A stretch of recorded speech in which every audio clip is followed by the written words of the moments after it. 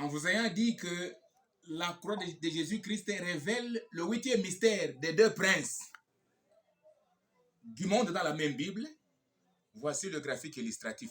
Je vous disais ceci, dans Genèse 1 à 2, c'est Adam qui était prince du monde.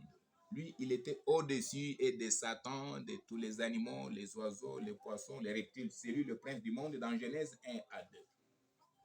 Mais à partir de Genèse 3, l'homme n'est plus prince du monde. Qui est devenu prince du monde? C'est Satan. Il est devenu prince du monde pour avoir été choisi par Adam et Ève au sujet de l'arbre interdit par Dieu. Dieu a dit à l'homme, ne mange pas de cet arbre, tu mourras. Mais Satan a dit, mange, tu ne mourras pas, mais bien au contraire, tu seras élevé comme des dieux connaissant le bien et le mal. Alors l'homme avait choisi Satan, il avait voté pour Satan contre Dieu. L'homme a pris son pouvoir maintenant, il a cédé à Satan.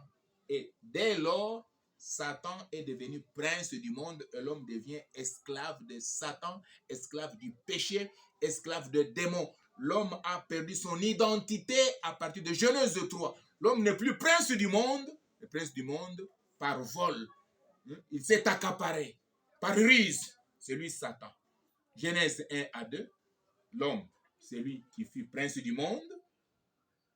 Il dominait sur toutes choses. Mais pour avoir choisi Satan et rejeté la voie de Dieu, l'homme a perdu son identité.